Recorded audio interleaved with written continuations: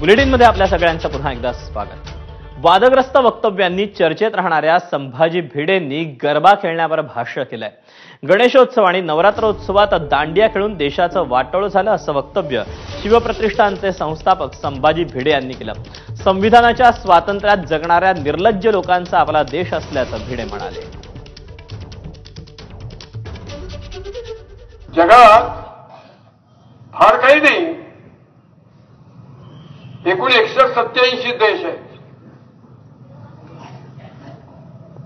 आपली लायकी काय?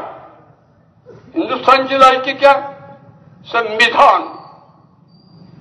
पोटात मुरडा झाल्यासारखं विद्वान लोक बोलतात, काय संविधान तुमचं? ज्याला लाज वाटत नाही परतंत्र्याची, परदास्याची, परवश्यतेची, गुलामीची, असल्या निर्लज्ज लोकांचा देश आहे।